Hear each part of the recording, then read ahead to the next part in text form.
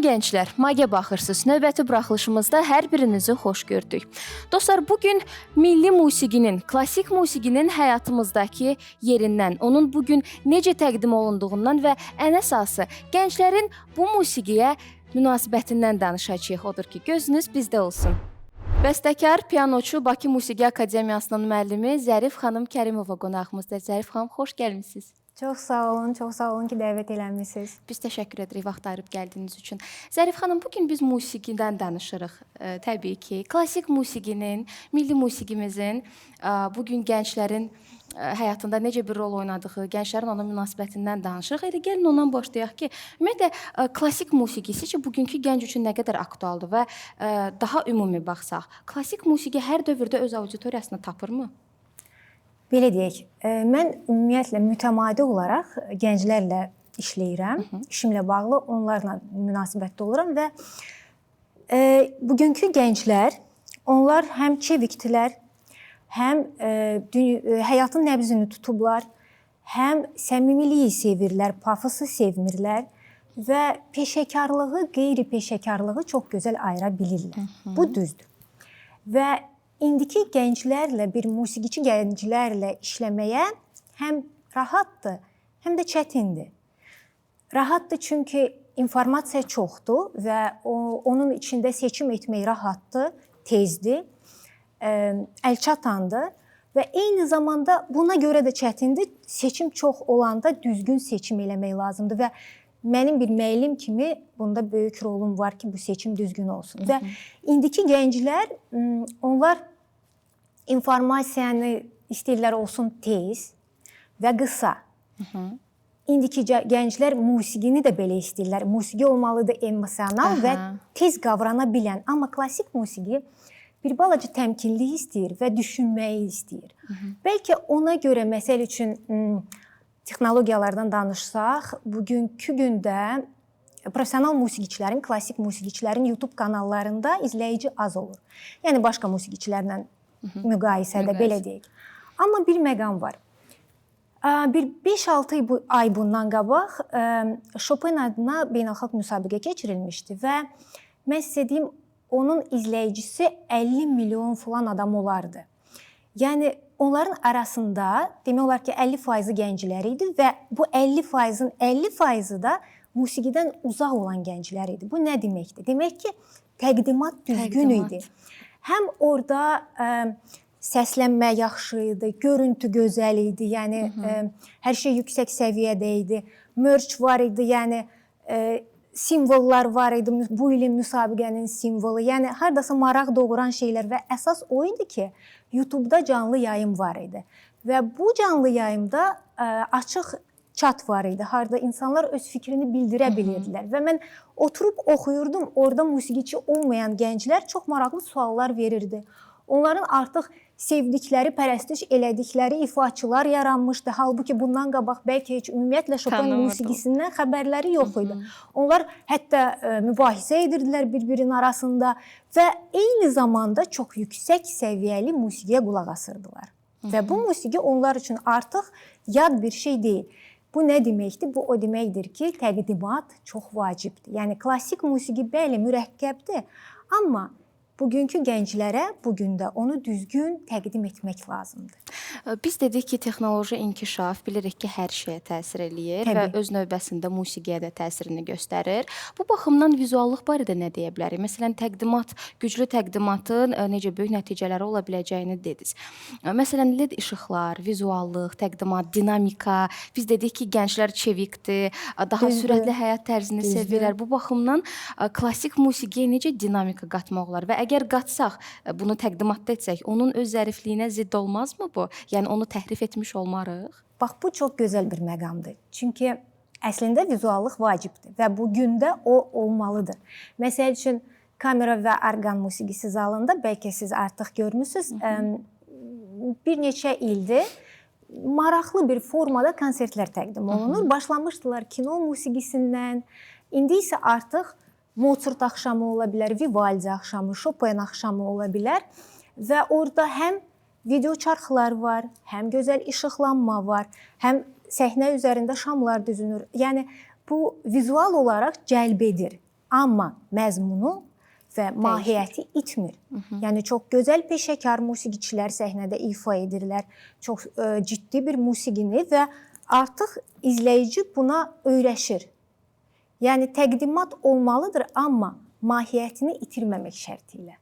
O qızıl xətti mütləq saxlamaq, qorumaq lazım. Yəni onu belə deyək, bu günə ayaqlaşdırmaq vacibdir, amma təhrif pop etmədən. estrada janrına çevirmək olmaz. Yəni onun özünə məxsusluğu var və onu itirmək olmaz. Yəni tutaq ki, götürək klassik əsəri və ora bitlər əlavə edək ya hansısa spesifektlər, xüsusi effektlər edirlər, amma o düzgün deyil. Yəni bu mahiyyəti itirir. Hətta xarici mahnılarla birləşdirirlər, remix və s. edirlər. Remix tamam fərqli bir sənətdir, düzdür? O tamam başqa bir şeydir. Öz qaydaları, hüquqları var, düzdür? Zərif xanım, bəs klassik musiqi ümumiyyətlə elit təbəqə üçündür, yoxsa bunu elə o özünü elit hesab eləyən auditoriya özü belə bir stereotip yaradıb? Tarixə baxsaq, elitdir. Məsəl üçün çar vaxtında ancaq elit ailələr özünə musiqi müəllimi gətirirdilər və uşaq adətən bir neçə musiqi alətində ifa edirdi, rəqs müəllimi var idi və bu ancaq elit ailəyə aid idi. Amma mahiyyətinə, məzmununa qalanda isə bu heç də belə deyil. Yəni klassik musiqi bəli, biraz mürəkkəbdir. Düşünmək lazımdır. Amma o demək deyil ki, o elitdir. Bəlkə onu belə pafosla təqdim edən ifaçılar var və bu artıq onların problemidir. Amma demək olmaz ki, klassik musiqi sırf elit təbəqəyə aiddir. Yox, o sadəcə biraz mürəkkəbdir. Amma savadlı insan üçün, düşünə biləcək insan üçün bu çox əlçatan bir şeydir. Bəs necə fikirləşirsiniz? Arif Məlikov, Tofiq Quliyev, Fikrət Əmirov, Qara Qarayev indi yaşasaydılar, müasir hansı platformalarda gənclərə öz musiqilərini çatdırmağa çalışardılar? Mütləq. Mən yenə də deyirəm, mütləq. Çünki onlar çox müasir idilər. Yəni onlar çalışırdılar bu həyatla bərabər getməyə. Mütləq olmalı idi onlarda. Mənə elə gəlir, yəni onlar bu gün cavan olsaydılar, gənc olsaydılar, onların mütləq YouTube kanalları olacaqdı, Instagram, hər şeydən xəbərləri olacaqdı. Amma onlara gözəl bir SMM lazım olacaq. Çünki bəstəkar musiqi yazmalıdır, amma PR-la başqa bir insan məşğul olmalıdır.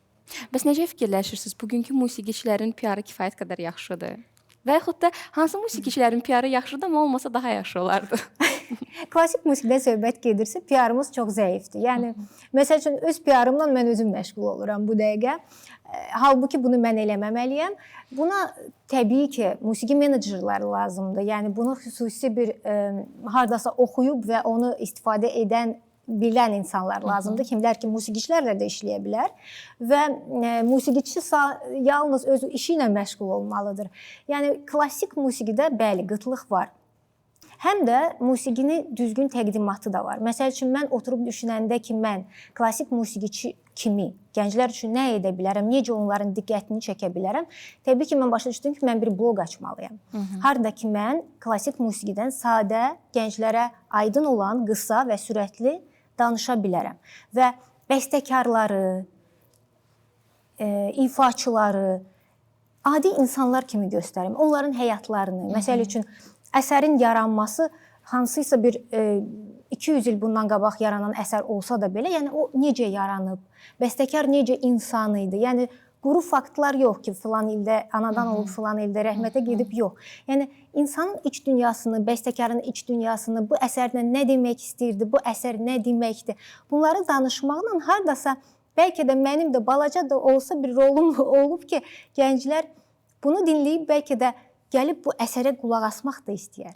Mən hətta o gün bir paylaşım gördüm. Deyir ki, baxın görün hansı bəstəkarla eyni bürcdənsiz. O da çox maraqlıdır. Yəni, bu trendlər əslində klassik musiqi trend deyil. Klassik musiqidir. Amma onu trendlərə uyğunlaşdırmaq lazımdır. Mən özüm də hətta TikTokda oturub trendləri axtarıram. Hansılar ki, klassik musiqiyə aiddirlər. Məsələn, bu yaxınlarda bəstəkarları bir qızıl onluq kimi düzməyi Niyə də yox? Yəni Və əgər orada bir gənc fikirlərini də əsaslandırırsan düzəndə. Təbii, Kimi, nəyə təbii. görə seçirəm? Təbii. Hətta sonra mən bu videonun altında olan şərhlərə baxanda da gördüm ki, yəni insanlar mübahisə də edir, kimsə nəyisə kiməsə təsdiqləmək istəyir. Yəni maraqlıdır. İnsanlar artıq müzakirələrə başlayırlar. Zərif xanım, vaxt ayırıb gəldiyiniz üçün təşəkkür edirik. Biz inanırıq ki, klassik musiqimiz öz dəyərini qoruyub saxlayacaq, öz auditoriyasını həmişə yaradacaq və irsimiz heç vaxt ölməyəcək, davam edəcək. Mən də buna inanıram. Siz çox sağ olun dəvətə görə. Bəstələnən musiqinin nota köçürülməsi yaradıcılıq prosesinin ən maraqlı hissələrindən biridir. Bəs bu proses necə baş verir? Gəlin öyrənək. Müsahibimiz Nigar Süleymandır. Bu gün Nigar xanımla bəstənin nota köçürülməsi prosesinin incəliklərindən danışacağıq. Musiqi insanın duyğularını sözsüz ifadə edən ən qədim sənətlərdən biridir. Hər bir melodiya əvvəlcə bəstəkarın düşüncəsində yaranır, sonra isə kağız üzərində nota çevrilir. Not sistemi musiqinin universal dili hesab olunur və dünyanın istənilən yerində yazılmış bir əsər başqa bir ölkədə eyni şəkildə ifadə oluna bilir. Bu isə bəstələrin nəsildən nəsilə ötürülməsini mümkün edir. Musiqi çox vaxt qulaqla qəbul edilən, hisslə yaşanan bir sənətdir. Bəs bu görünməz səsləri kağız üzərində notlara çevirmək prosesi sizin üçün nə ifadə edir? Bəstəkarlar üçün çox zaman nota yazılmaq, nota yazmaq ümumiyyətlə ifaçıya və ya dinləyiciyə ötürmək üçündür. Bunu sanki görünməyən şeyi, mücərrəd bir anlayışı biz nota yazmaqla onu görünən və ötürülə bilən edirik. Sizcə not yazısı musiqinin bütün incəliklərini, hissini, nəfəsini tam ifadə edə bilir, yoxsa ifa zamanı ortaya çıxan məqamlar notlardan kənarda qalır? Hər ikisi mümkündür. Elə ola bilər ki, ifaçı notda yazıldığı kimi ifa edir. Elə ola bilər ki, özünə məxsus interpretasiyası olur və öz əlavələrini edir. Təbii ki, hər iki versiya olduğu üçün bu deməkdir ki, notasiya 90% olduğu kimi çatdıra bilir, digər 10%-ni isə ifaçılardan da görə bilirik. Texnologiyanın inkişafı, xüsusilə də proqramlar, tətbiqlər bu prosesi asanlaşdırıb, yoxsa bəstəkar üçün ən etibarlı üsul hələ də klassik not yazısıdır? Klassik not yazısı keçmişdə necə əllə yazılırdısa, indi də əllə yazılması əslində ən etibarlı üsuldur. Notasiya təbii ki, bəzi proqramlar yaranıb, biz birbaşa mətbəəyə getmədən birbaşa əlyazmamızı çap versiyaya köçürə bilirik bəzi proqramlar sayəsində. Əgər bir gün yazdığınız bütün notlar itib getsə, sizcə musiqiniz yenə də yaşaya bilərmi, yoxsa notlar musiqinin yaddaşıdır? Notlar musiqinin yaddaşıdır və əgər bütün yazdığım notlar bir gün silinsə, təbii ki, ötürücü olmayacaq. Amma əgər bunları digital şəkildə ötürmüşəmsə, not olmasa belə, digital səs olaraq ötürmüşəmsə, təbii ki, bu yaddaşda qala bilər. Amma yenə də notlaşdırma mənə elə gəlir ki, not olmasa belə hər hansı bir rekordun olması, hər hansı bir qeydin olması, audio və ya video qeydin olması, bunun digitallaşması önəmlidir.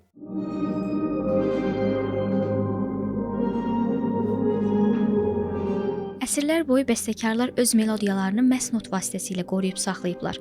Not yalnız səsin hündürlüyünü deyil, həm də ritmini, tempini, ifa üslubunu göstərir.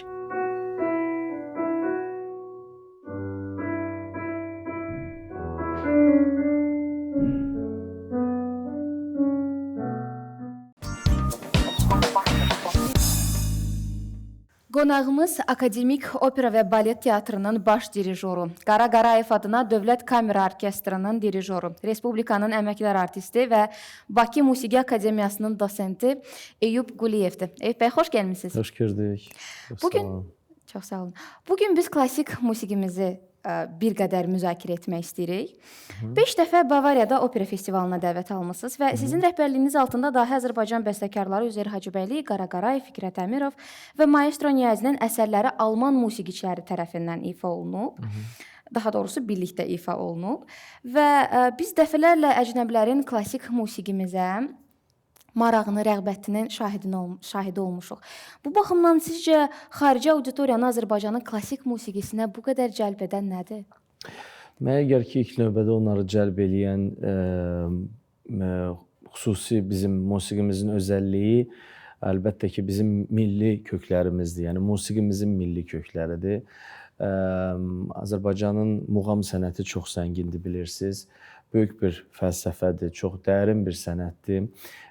Mən deməzdim ki, bizim bütün bəstəkarlarımız milli musiqi elementlərinə, muğamlarımıza daima müraciət eləyir. Elə bəstəkarlar var ki, daha fərqli bir yol tuturlar, amma mən bir şey sınaqdan keçirmişəm ki, o bəstəkarlar ki, Azərbaycanın milli musiqi ənənələrini, tək elə muğam yox, bizim melodiyalarımız, Azərbaycanın ruhu hiss olunan, Azərbaycan belə deyək,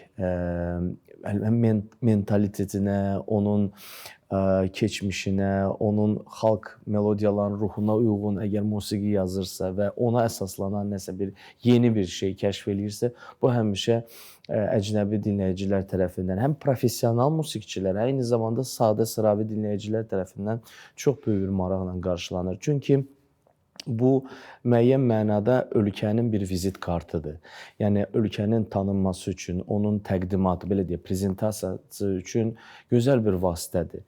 Əlbəttə biz dünya musiqisinin, ya da Avropa musiqi ənənələrinin, janrlarının qoyduğu tələbatları unutmuruq və bizim bəstəkarlarımız ona əsaslanan əsərlər yazır, amma o musiqidəki, o əsərlərdəki, misal üçün bizim muğamımızın deyim, hətta uzaqdan belə bir xatırlaması ya muğamlara əsaslanan bəstəkarımızın özünün öz dəstxəttinin təqdim olunması, bəstəkarın özünün axtarması və müəyyən məqamlarda bu çox uğurlu bir nəticələr də verir.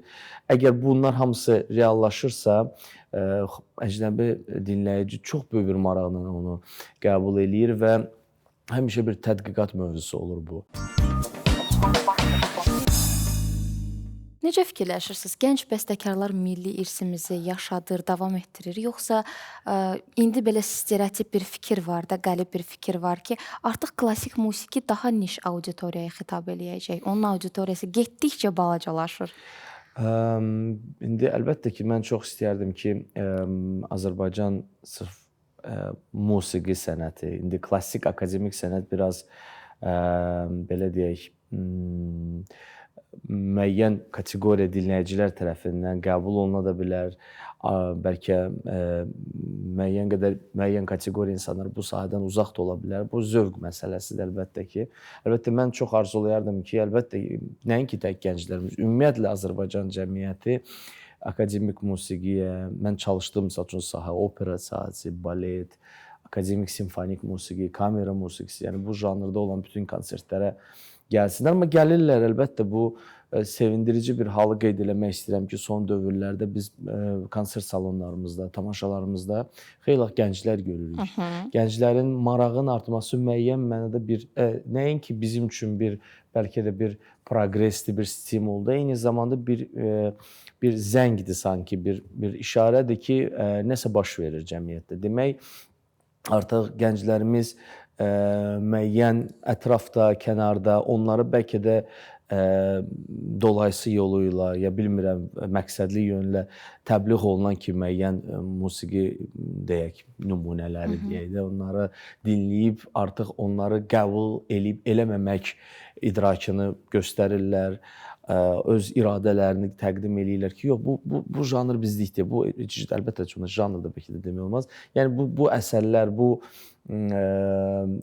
musiqiyə bənzər deyək, nümunələr bizim zövqümüzü korlur və onlar artıq istiqaməti dəyişirlər və mən çox sevinirəm ki, hətta kifayət qədər mürəkkəb proqramlı əsərlərimizdə, konsertlərimizdə Məsəl üçün Johann Sebastian Bach əsr olunmuş, Beethoven əsr olunmuş əsərlər hansı ki, xüsusi konsentrasiya tələb eləyir.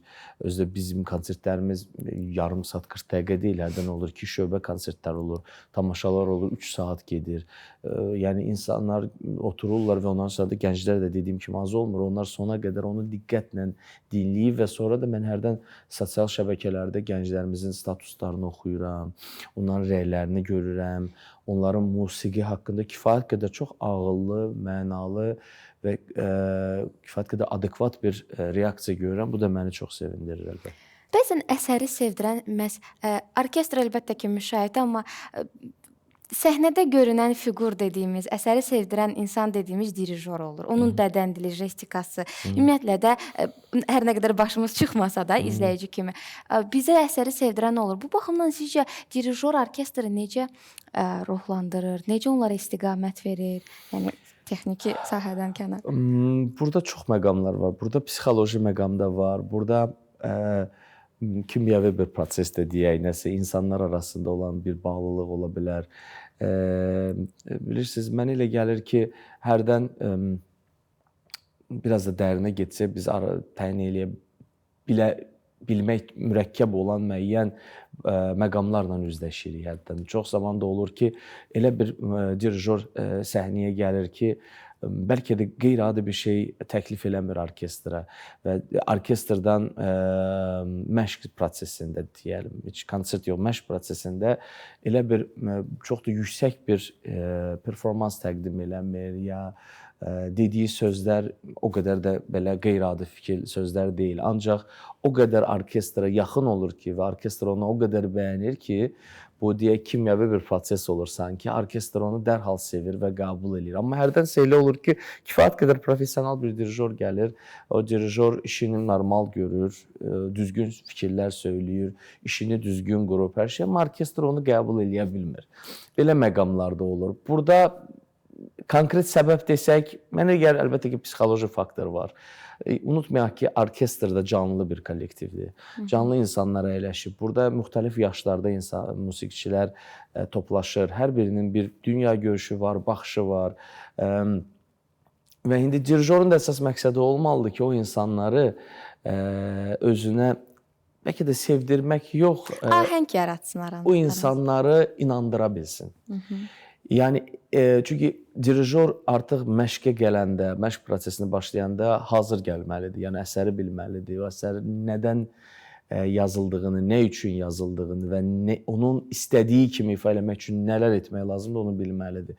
Və hərdən olur ki, əlbəttə orkestr bunu qəbul eləyə də bilər, eləməyə də bilər. O inandırmağı bacarmalıdır. Eyüp bəy, təşəkkür edirik. Çox sağ olun dəyərli fikirləriniz üçün, vaxt ayırıb gəldiyiniz üçün. Ümid edirik ki, gənclərə klassik musiqini düzgün şəkildə təbliğ edəndə, aşılayanda bir dirijor kimi bu istiqamətdə sizin də öz töhfəniz olar. Çünki biz bilirik ki, adətən qonaqlarımız musiqiçilər həmişə gənclərə bunu sevdirməkdə öz növbələrində özlərinə düşən məsuliyyəti uğurla yerinə yetirmək istəyirlər. Və biz həmişə deyirik ki, səhnədə əsəri çatdıran, orkestrla eyni zamanda o fiqur dirijordur. Sizi də uğurlarınız bol olsun və bu istiqamətdə töhfələriniz olsun. Çox təşəkkür edirəm. Siz də bizim gənclərimizlə mütəmadi ünsiyyətdəsiniz. Bu gənclərə olan dəstək, onların maarifləndirilməsi, onların dünya görüşünün genişlənməsi üçün gözəl işlər görürsünüz. Biz də həmişə sizə dəstək olmağa hazırıq. Sizə də böyük uğurlar arzu edirəm. Çox sağ olun. İndi isə maraqlı faktların vaxtıdır. Piano sözü ilk dəfə 1777-ci ildə ortaya çıxıb. İndi isə bir qədər dramatik məlumatların vaxtıdır. Çünki xarici mənbələrdə qeyd olunan statistikalara əsasən rock ifaçıları digər insanlara nisbətdə və digər musiqiçilərə nisbətdə həyatını daha tez itirirlər. Hətta belə bir statistik məlumat da var ki, digər insanlarla nisbətdə 25 il daha az yaşayırlar. İngilis ordusu Somali quldurlarını qorxutmaq üçün Britney Spears mahnılarından istifadə edirdilər. Beləliklə, bugün klassik musiqinin sərhədləri aşan gücündən danışdıq. Magda başqa hansı mövzuları görmək istəyirsiniz? Elə bu barədə bizə sosial şəbəkələrimiz vasitəsilə yazmağı unutmayın. Sağ olun.